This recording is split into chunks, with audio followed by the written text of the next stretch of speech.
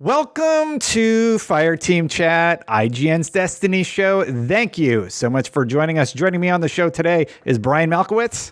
C-Team. C-Team is right. And Travis Northup. Travis, how are you doing? McClunky is how I'm doing, Destin. How are you? Yeah, McClunky. I'm doing great. Dude, we have a lot to talk about on today's show. We're going to talk about Trials cheaters, how they're being handled. We're going to talk about Trials improvements. We're going to talk about Guardian games. And my wife and I are going to show you all some recipes that we made from the Destiny cookbook. We did that for fun. Off the top of the show, there were a few news items that didn't really fit into a category, so we'll cover off on those really quick. Brian, do you have them right in front of you? Do you want to take people through the journey that is the news of this week? Here we go. All right, so are you talking about the next week they'll be going to deep dive? Okay. Next week they're going to be going into a deep dive on the seasonal model, how they plan to improve it in the future, and how they plan to evolve bounties, which is... Yep. They're going to share some of the ways they'll be changing up the bounties and how they'll be implemented in the future. I think that's the biggest news, right? And we've got, cheating in Trials is up 50% in January. Yeah. Or in the game, not just in Trials. 50% in the game. Yeah. That's huge. So it makes sense. I mean, they introduced this mode and everybody goes crazy. They're banning 2,100 people per week, and that's up from 656 bans per week. Yeah, for sure. That's the next topic as news for now. Oh, sorry.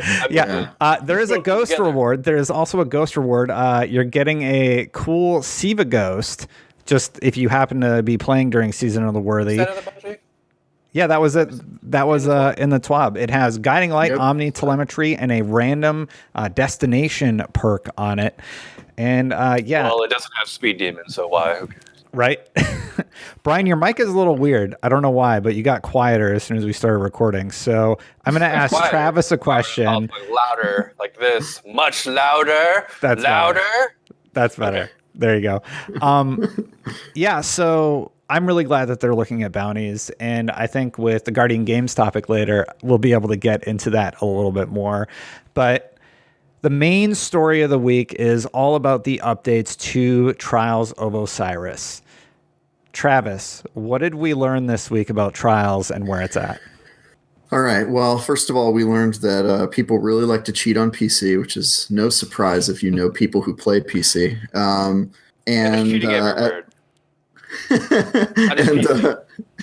But mostly on PC, as they pointed out. So they said that they were doing 656 bans per week, and that is now up to 2,133 bans per week, and probably still not enough, if anything. Yeah, cheating is up. Since January, cheating is up 50%, as Brian alluded to earlier, which is that's significant, man. Yeah. That's a lot.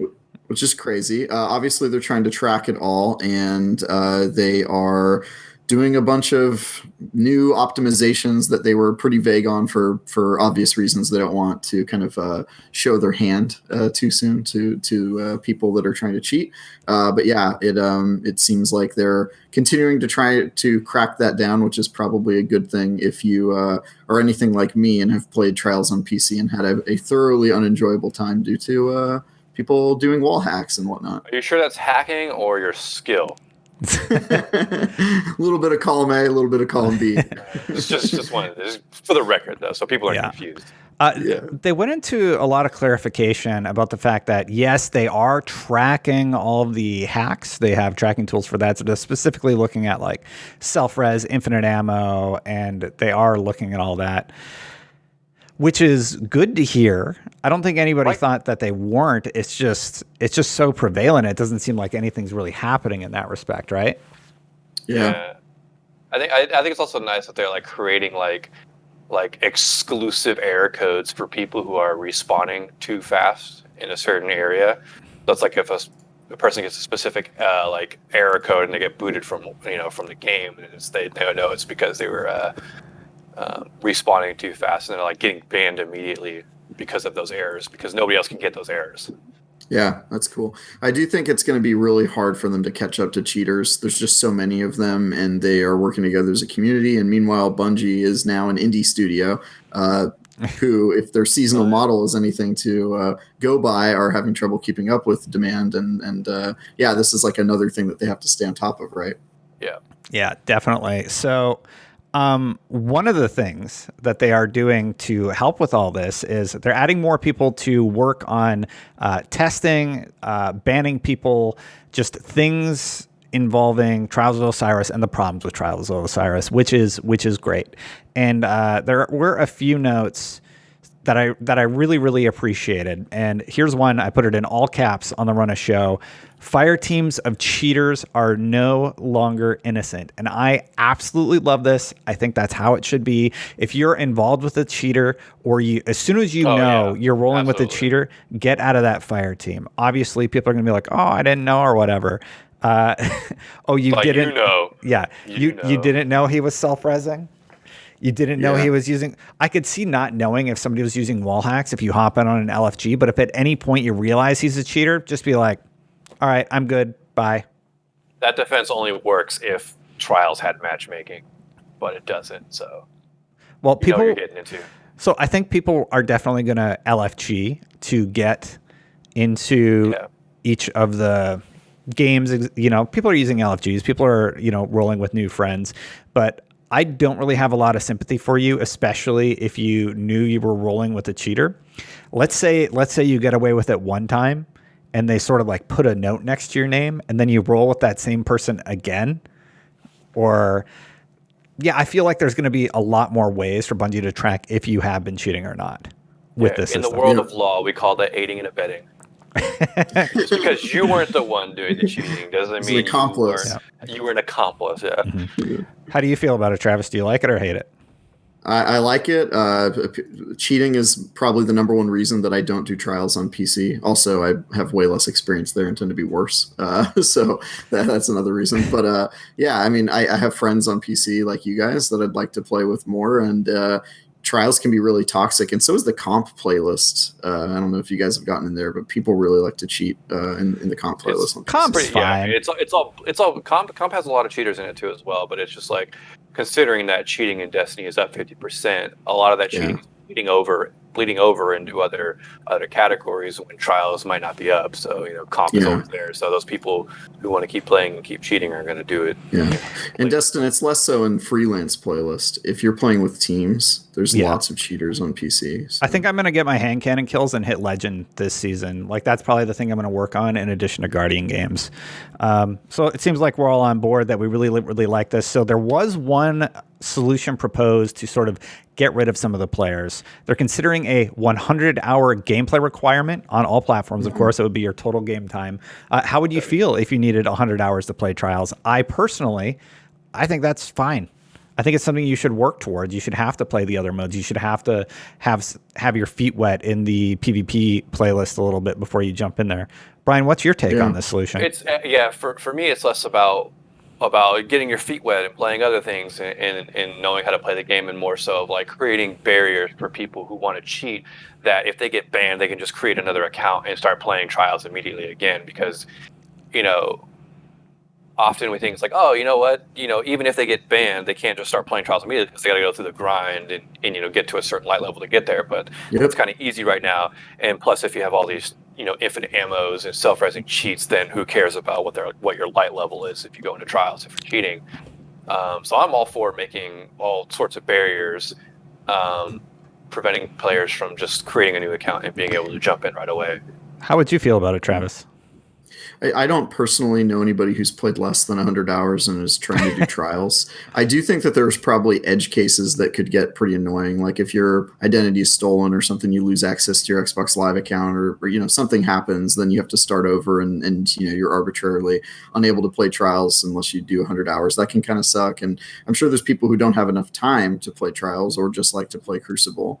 And it might be a problem for them, but me personally, I think it's a good idea. Maybe it's something they want to implement just on PC for now. I don't think cheating is like prevalent enough on console to justify a rule like this, but makes a lot of sense. And I think for PC, it's definitely a good fit, even if there are some edge cases where it could be annoying. Put it behind a paywall. Yeah. Well, they are working on a few other solutions to the overall Trials problem. So Trials non-hacking problems, they do have a few proposed solutions. Problem number 1, token farming. The solution there, for example, is in Season 11, they're going to have 3, 5, 7-win Trials token reward change. And to me, that seems like a really, really good solution. How do you guys feel about that? I'll need to see it before I'm able to judge, because, I mean, it could still give you enough tokens to make just farming the first 3 matches worth it. Yeah, it's that's exactly. Mm-hmm. Yeah, so I have to see kind of the specifics of the fix. I like overall the idea, though, that, you know, you're progressively more rewarded. I really think the problem is that going flawless is less rewarding than just farming a bunch of tokens. And so for me, I think the big thing is make the final chest more valuable, right? Because what would you rather have? A piece of armor from the chest at the end of the week, or a god roll on the trial shotgun, right? Like it's a no-brainer. Just you know, grind tokens and get the shotgun. So the chest also needs to be immediately more consistent. Like with a flawless, there needs to be a level of expectation with the rewards that you're getting when you go flawless, rather than like, am I going to get an Ascendant Shard, or am I just going to get Prisms? And it's just like, I think there needs to be a cadence in that regard, and just like make it more consistent. You both have alluded to it, so I want to talk about it right now. Problem: Trials feels unrewarding compared to other events. This is from the TWAB, right? Solutions: yep. Masterworking materials. No, I don't give 2 dangs. I'm trying to keep it clean for the kids. You can say the word. I don't care about masterworking materials. Stop saying masterworking materials is anything anybody cares about. Like, okay, that should be like the bonus, but to make that the core thing that you're telling people you have to play this. You're going to get 3 prisms. Why though? After 2 extra seasons, is that the dungeon is the only activity that drops masterwork item. Yeah, exactly. That's how you get your shards. I know you can get some, like, you know, some in like old raids and stuff like that, but like masterworked armor doesn't happen anymore. Like where what happened to that? And like Trials is like the perfect PvP mode to introduce getting Trials gear that's completely masterworked. Yeah, I was very shocked when I got my first piece of armor and it was not masterworked automatically. It's like you can get regular armor drops and they're just the same. I think the ones from the chest have higher rolls, but that's about it, right? And I also think, you know, in Destiny 1, Trials had kind of a game-breaking weapons. Remember, you could get your primary ammo or your primary weapons that had elemental damage on them. Yeah, you can get the adept weapons. I think a good kind of maybe alternative to that, because that is probably a little too overpowered, is what if, you know, the Trials weapons came with an extra mod, kind of like the way that Black Armory weapons did, but that mod was like anti-barrier or overload or unstoppable by default, you know, because there's a few weapons in the sandbox that already do that, like the hand cannon that can break through barrier shields and stuff. Okay, so we talked about masterworking materials, but they did talk about adding a new material-focused card, so people who want materials could work for that. They also talked about a new form of flawless weapon and armor that are being investigated for a future season. The weapons would have differences to set them apart, like the ability to replace mod slots with an adept mod slot that accepts custom built mods in addition to the normal mods. Now you're kind of speaking my language. Unique weapons, unique armor, things that do something sort of cool that are coveted pieces of gear that you'll want. Something I can't just go to Saint and get by exactly tokens. Something that makes that final chest worth it. Yeah, I would like that a lot. And what kind of unique mods do you think the game is missing? And also, this is a little bit of a min-max coveted thing. So I'm curious how coveted these specific weapons are, because one of the main problems I'm encountering with the game is that I don't feel incentivized really to chase anything. I have a fantastic sniper. I have a fantastic assault rifle. I have what I need for the meta right now. And there's not a ton of incentivization to chase anything if you're that end game player that I feel like we all sort of are. We're all sort of at that point. And I think that's what a lot of people are sort of struggling with right now. There's not a lot to chase that's coveted in the game right now. because there's so many archetypes that either are close enough, or you have the god roll of the hand cannon, or you have the you have hardlight. Yeah, right. I do think they need to be game changers. I think it needs to be something similar to the Adept. Maybe not that powerful, but like I said, I think anti-barrier legendary weapons with an extra mod that can automatically do that. I think that would be a huge game changer, or something like that could kind of put them over the top. Because I don't know that people are going to grind for mods. Honestly, there's just enough that are good or viable, and unless they really if the mods are a game-changing mod. Yeah. Like the mods have to kind of just like blow us out of the water and go, yeah, I need to play Trials for those mods. Otherwise, they're just going to like. Yeah. So here's one thing they did point out that I do definitely sympathize a lot with players who are just want to get in and just want to be part of the conversation. They said players should be encouraged to attempt each week regardless of skill. So like if you're not that good at PvP, but you still want to be part of Trials, I do feel like there should be something for you. So here's the solution they propose. Weekly bounty that encourages participation. It doesn't even require a single win, and you get 1 engram. So as long as you play every week, everybody will sort of get a participation trophy of sorts just for even attempting the event. I like this. Yeah. I do feel that it needs to be a different version of the gear, so you recognize its source, and then the coveted versions that come from Endgame should have like that glow that we saw in the original trailer, or some way to indicate that, oh, you went legit flawless, you know? Something beyond cosmetics. That way it's just not, oh, here's an ornament. Great, congrats. Or your armor shining for a week. Yeah. Which, that sucks. I hate that. Yeah, me too. So currently, Trials is just open to everybody. Anybody can play Trials of Osiris. Do you feel like they should restrict it further? One thing that concerns me about that 100-hour time limit we talked about in the previous segment is that it's already a restricted playlist. Like, people aren't playing because of the hacking and the perception of hackers in the playlist. Do you feel like adding further restrictions is going to further restrict the amount of players? Brian, what are your thoughts? It depends. Honestly, it just depends on what type of restrictions they're going for. Like if the restriction is a paywall, that's fine. But wait, sorry, can you elaborate on that? Like if it's a paywall, like if the restriction is a paywall. Like if I have to pay to play Trials, you're okay with that? Like I don't mean like pay specifically for Trials, but like if you want to play Trials that season, you have to have the season pass. Like I don't like that type of paywall. I don't like that. Cheaters, basically, because it's really a cheaters thing. It's like, right, because like people who cheat are more than likely people who are free to play players.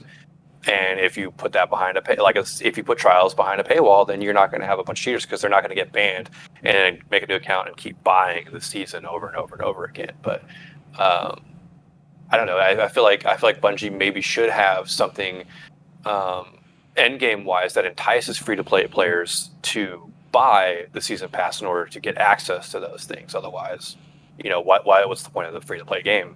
The point of the free to play game is to get people populate the game and entice them to, you know, upsell. And I think Trials is a good way to do that. That might be good for Bungie. I don't know if I would like that personally. I don't mind that it's free to play. I like the 100 hours wall that you would have to hit, though. Travis, do you have any ideas or thoughts on this? Yeah, I think they should try to inject more people into Trials, because I think the problem is that Trials is scary, and the longer it goes on, it's scaring more of those would-be casual players away, especially as they see there's really not a lot for them to gain by doing it.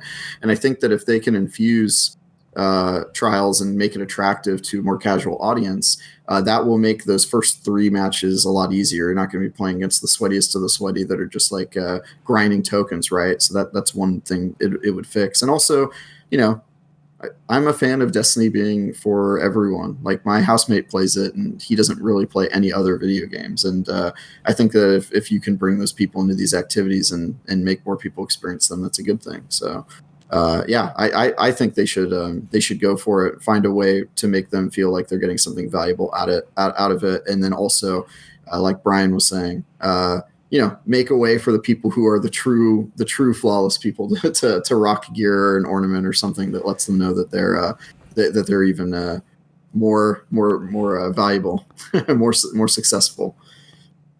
Yeah, definitely. I agree with that. I'm glad they're looking at trials at, the very least.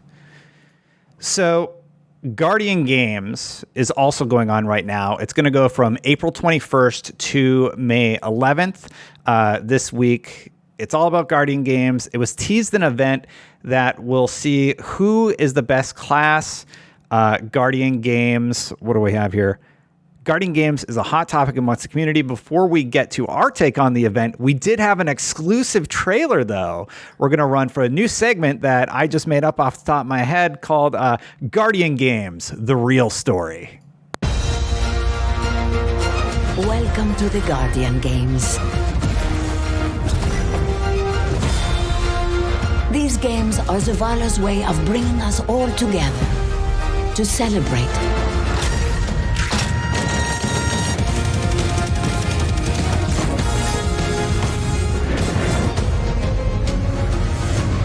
Enjoy the games, my friend. You deserve it.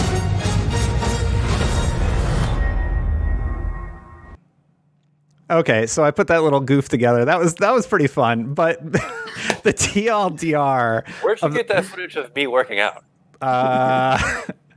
Don't worry about it. Don't worry about it. Watching you guys for a while. I have stuff installed on everybody's computer. Don't worry. It's fine. But the TLDR is Guardian Games are this week. And here's what it says on the website. The inaugural Guardian Games is upon us. There are only 3 weeks to prove that your class reigns supreme, and with a permanent reminder of which class wins being added to the tower for the rest of the year. The stakes have never been higher. The scoreboard is up and the clock is running. You know who deserves to take home the gold. Now show everyone else. By proving you're the best class, did you just mean like farm bounties? Like that's how we're determining who the best class is? And who can put the most hours into the game, really? Yeah, it's most dedicated, really. Dedicated's one way to say it, I guess.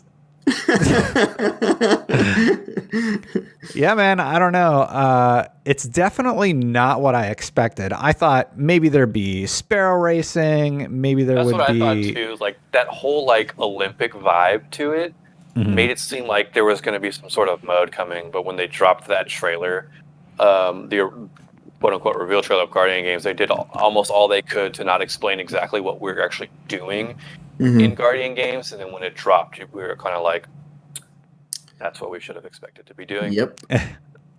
That is what I expected, to be honest. And, one thing that kind of confuses me about games is obviously it's just a bounty, it's just all bounties, which is kind bounties and get you into playlists that you probably wouldn't have been playing otherwise. Yeah.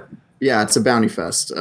So I know that they said that they're part of their goal with the seasonal model was to take existing events and kind of tweak them a little bit to be usable in new seasons, right? And this doesn't seem like they tweaked it at all. Like when I think of when I think of tweaking events, I think of like that year where you could throw snowballs and strikes, right? And that was like a way to do DPS. It was kind of like a fun little gimmick. This is really just do the strike, play Gambit, but while you're doing it, get kills and pick up moats that those laurels, which it just seems like really lazy and like they didn't really change anything in any of these modes. I'll say this, I'm definitely underwhelmed. I expected Sparrow Racing League or just something sort of unique to the event and not just...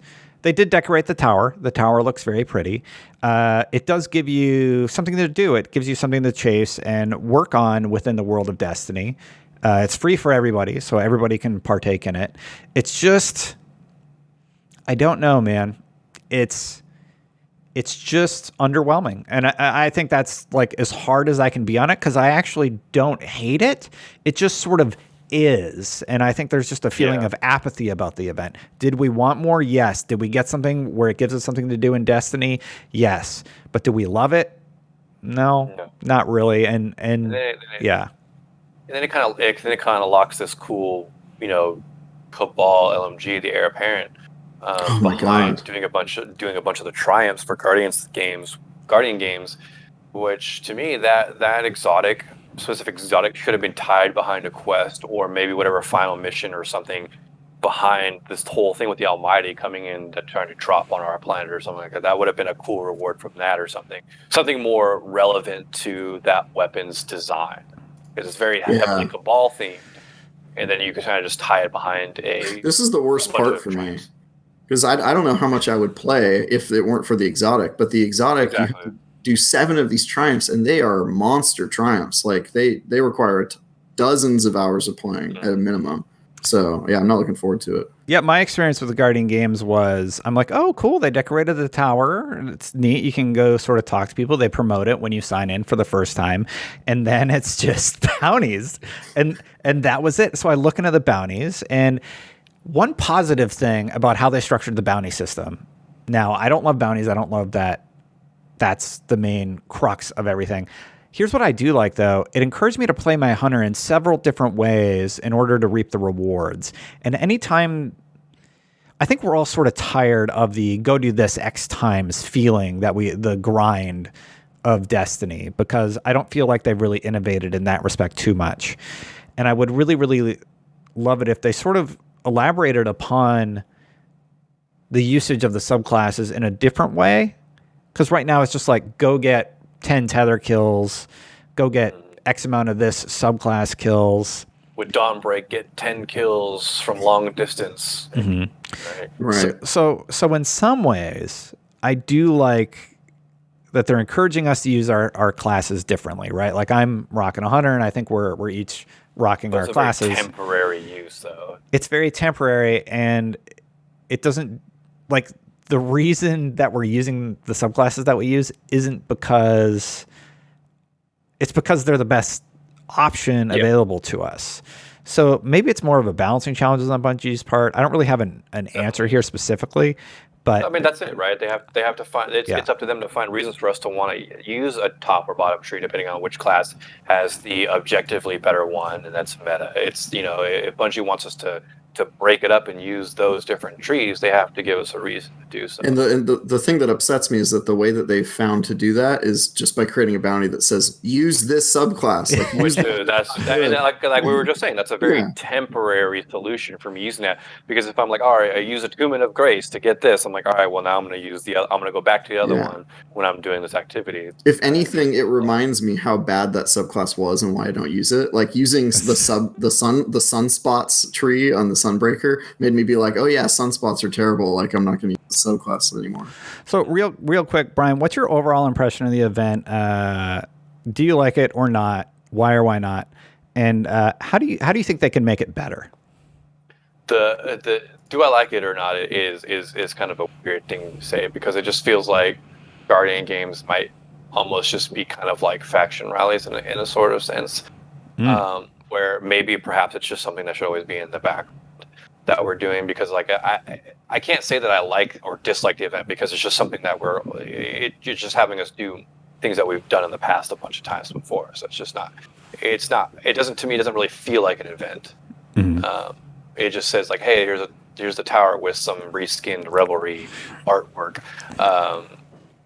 So it's not so, I guess I'm leaning towards dislike, because it's just having me do things that I don't really care to be doing right now in order to get an exotic that I really want to use. And the way I think they can make it better is by making a unique experience that actually pits us against each other, that isn't just doing things like we normally do all the time. It's like, give me a reason to go out and use my abilities as a warlock or hunter or a titan that hits me against those other classes to prove that we're actually better. Yeah, and could we talk about forges for a sec? Like, I never wanted to do forge again, and then I came in and they were like, forges, you're gonna have to do these for a couple hours, Travis. I was like, oh my god, I was so upset. And I think that was the same day they did Gambit too, so it was like the two activities I most don't want to play right now I have to play. Like I was pretty upset that day, but I did at least in Gambit the laurels auto collect when you're playing. True. Yes. Yeah. I wish it was that case for PvE and PvE, or I think it is a PvE. It is for Crucible. Yeah. Yeah, so if it was that way as well, for like if you're grinding forges or not. But yeah, it's nice that they auto-completed Gambit and Crucible. Yeah, definitely. I mean, Guardian games are ongoing right now. I would love to hear what the community thinks about this because I'm actually not that negative on it. It is interesting that I have a different way to play my subclass, and I'm happy that I have a new thing to chase. I'd be interested to see how they evolve it. Apparently, Bungie is going to look at it, and they are noticing that they have used a lot of the bounty system.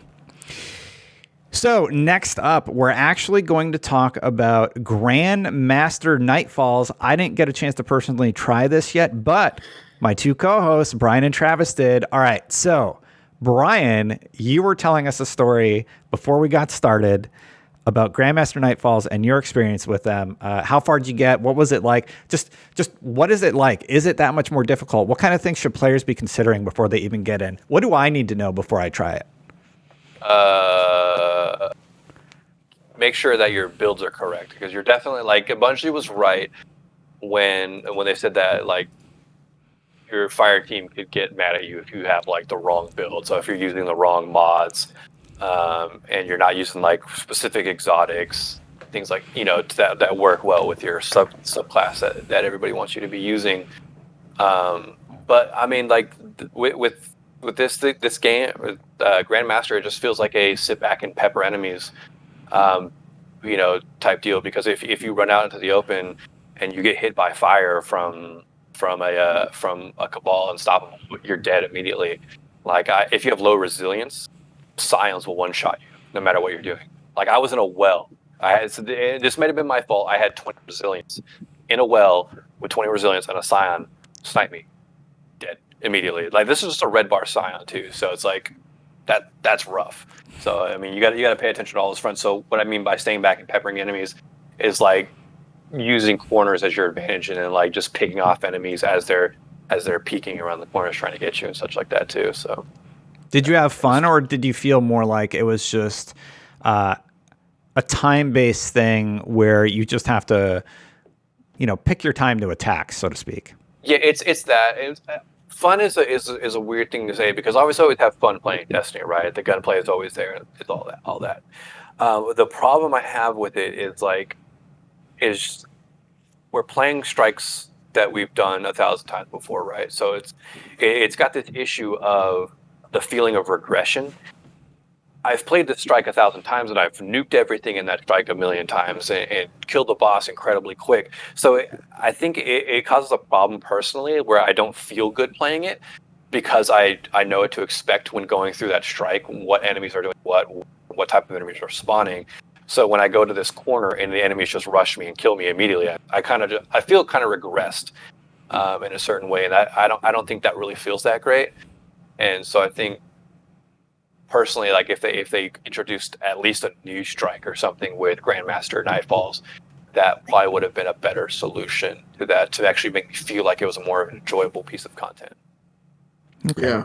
Travis, you also got to experience it. Now, I do have a question for you.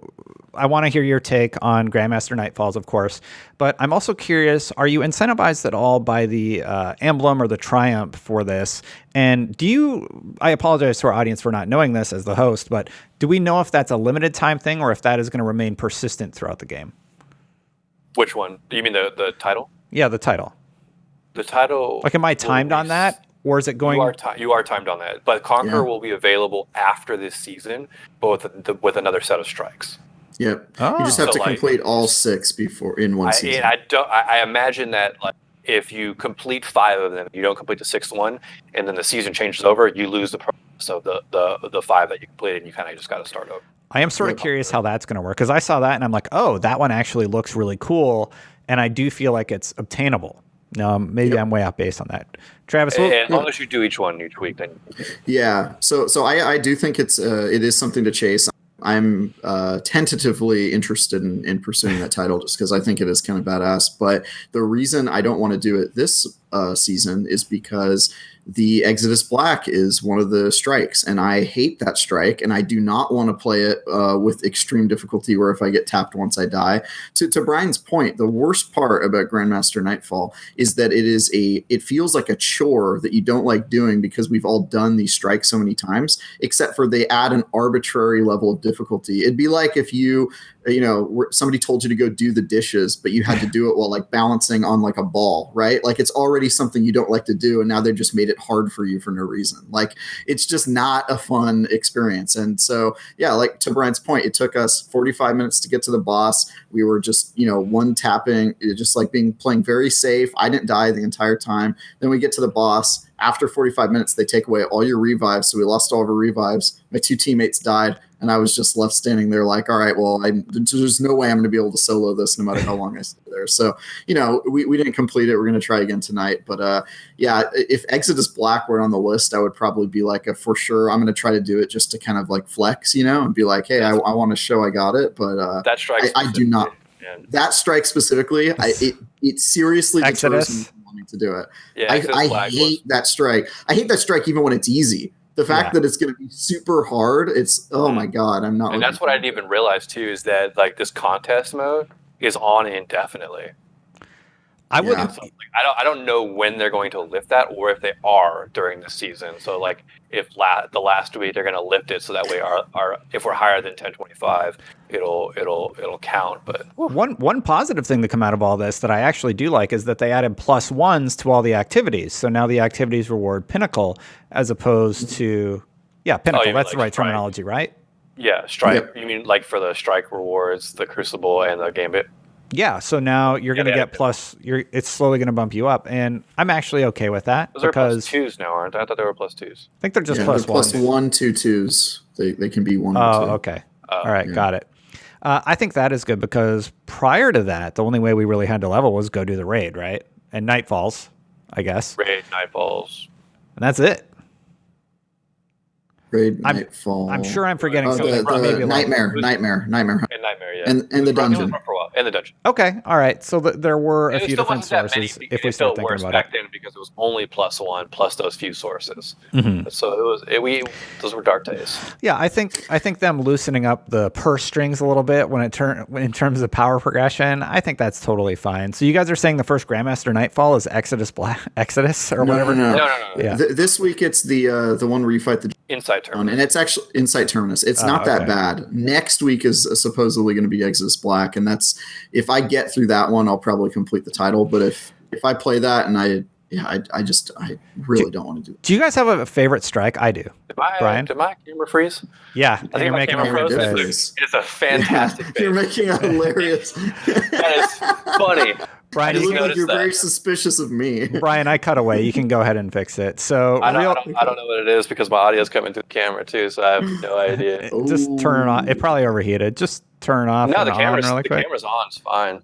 Oh, you're gonna lose my audio though. That's fine. That's fine. So We'll talk without you real for a sec. quick, I want to pose a question to you, Travis, because Brian just broke everything, and you're back. I had no idea what to do other than to do that. So That's sorry. fine. What's your favorite strike? My personal favorite, and I don't want to make this a leading question, so I'll let you answer From Destiny yourself. 2 or the entire series? Destiny 2, and then you can do entire series. Brian, do you have one on top of your head? No, off the top of my head. Not off the top of my head. I gotta think. Travis, what do you got? I like the one in Destiny 2. My favorite strike's Destiny 1, the one where you go in the pit. But my favorite Destiny 2 strike is the I'm really bad at names, but it's the one where you go into the Awoken homeland.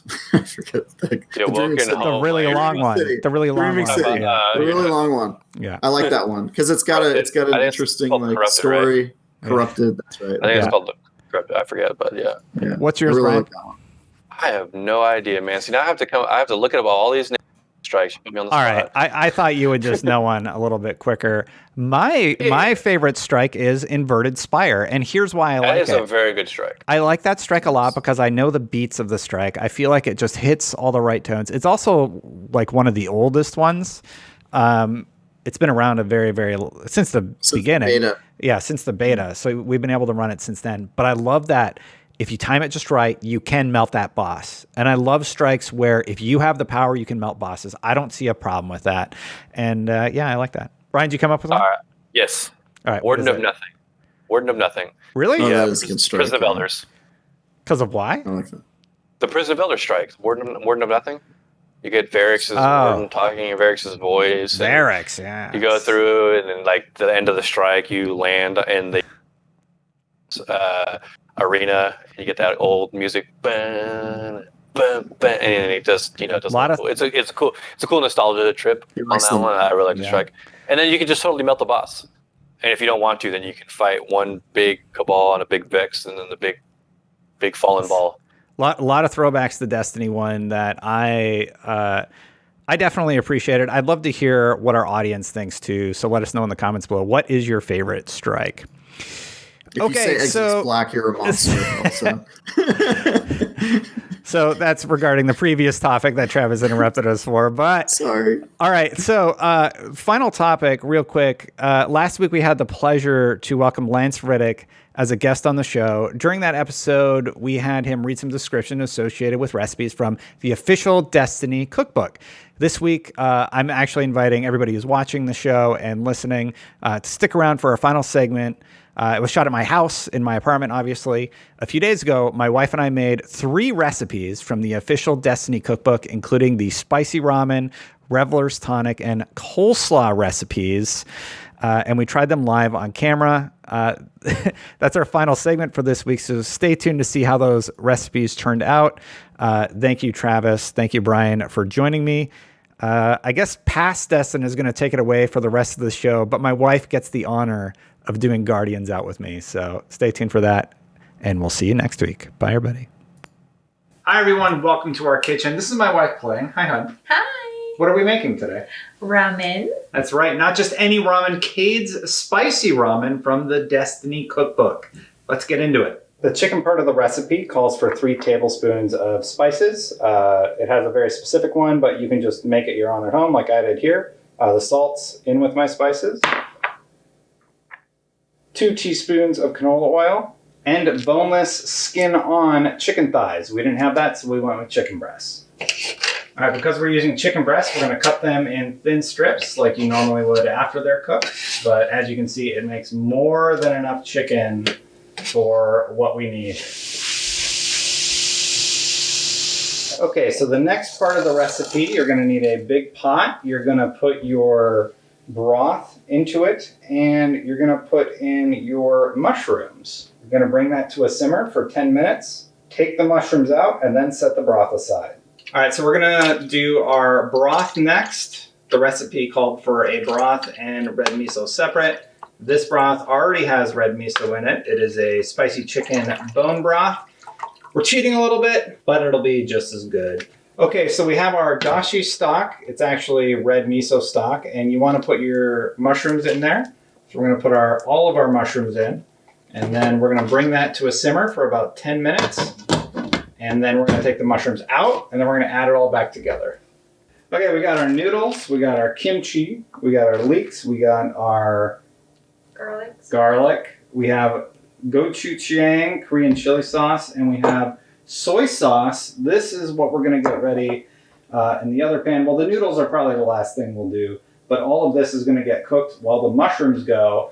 All right, so in our side pan, we're going to put some oil, start getting that hot, because we're going to cook the shiitake mushrooms, get them a little bit more cooked. Okay, our mushrooms are definitely done.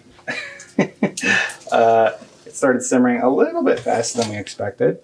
So now we need to take it out of there, and we're going to put it in this other pan and let it cook for a few minutes.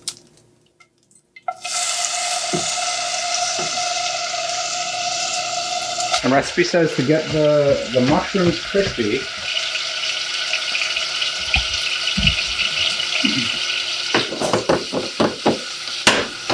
All right, those are looking pretty good. We're going to pull the garlic. Yep, go ahead. And the onions. Just cook them for like a few minutes. Mm-hmm. It says to add oil, but if we have enough oil in there, that's fine. Not full. We'll do it all the way there. Good.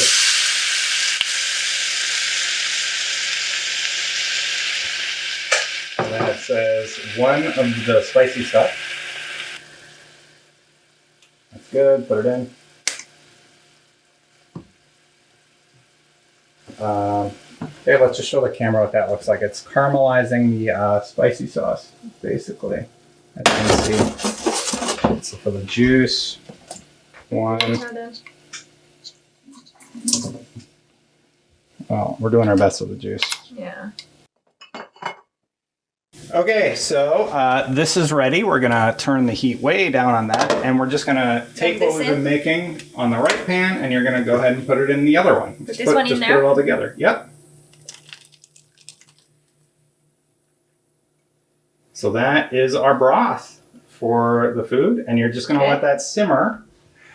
We'll put it like 4 on our oven because we found out earlier that the other temperature was way too high. We have our noodles here, basically. These are uncooked. You can cook them before you go, or you can add them to your broth and let the broth cook them as you simmer the broth. They only need about 2 minutes, so the way we're going to do it is we're going to add the broth to the noodle and then just let it do its own cooking. And we almost forgot the mushrooms going too. All right, so we're gonna let that simmer for about 10 minutes. Then we're gonna add it to our noodles and let it sit for 2 minutes, and then we're gonna eat some ramen. Okay, not gonna lie, this is smelling amazing. So here's our broth. We have our broth, and what we're gonna do is we're going to add that to the noodles now, and then just let it sit for a while, not only to cool off, but also to cook the noodles. Oh man. What do you want? This, I want this in my body. Some bacon bits on top, a little bit of green, and we'll let that sit for 2 minutes, and then we get to taste it. Yum. Highlighting an incredible combination of flavors, spices, this is one of the best recipes the Golden Age has to offer. Not even the Red Legion could bring down these golden noodles swimming in rich, flavorful broth. Okay, so it's done. It's been 2 minutes. The noodles should be cooked. The ramen should be cooled enough to eat. It is steaming right now. I can't wait to try this. This is going to be our first reaction to eating it. Okay. Thank you so much for all your help, hon. Of course. My wife did most of the work. All right, so. Wow. Cage spicy ramen, thumbs up. This is really good. This is like the best ramen I've had in a long time. Yeah. Yeah. You know what would go great with this? Yeah. That Reveler's Tonic. Reveler's Tonic is one of the easiest recipes. Its main ingredient is grape juice. It needs a little bit of apple juice, and it needs some lime juice. A little bit of apple juice. Recipe calls for 2 tablespoons. I'm doing obviously a small glass here, so I'm just going to do 1. You're also supposed to add Curaçao, just 2 teaspoons for that blue color. We didn't have Curaçao, so it came out a little bit darker than the recipe. Now, if you had that, it would be that bright blue like you see.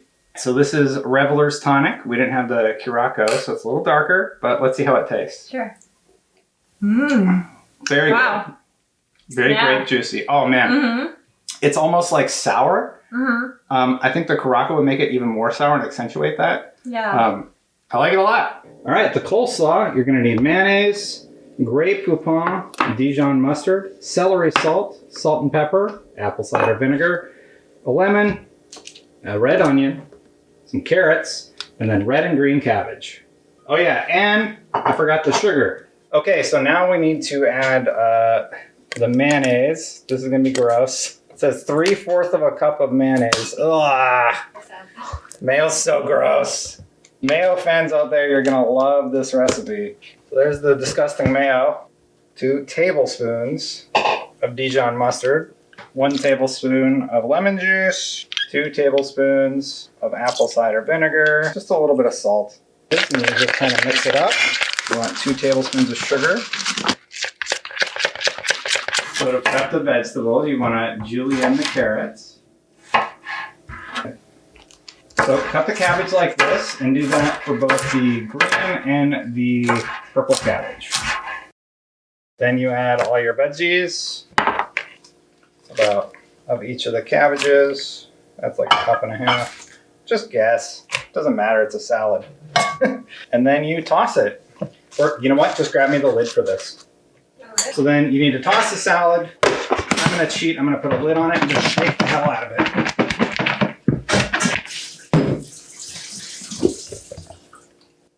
Ta-da! Coleslaw! Alright, so there's our coleslaw, huh? Let me put some in my mouth, or your mouth, so I can try it. Alright, I'm scared. How is it? It's surprisingly not bad. Okay, so to recap, we did the coleslaw, we did the Reveler's Tonic, and what was the best one? The ramen for sure. The spicy ramen is legit good, and we didn't even have all the ingredients. But man, if you have that broth, it's money. It is so awesome. All right. I like it a lot. Yeah.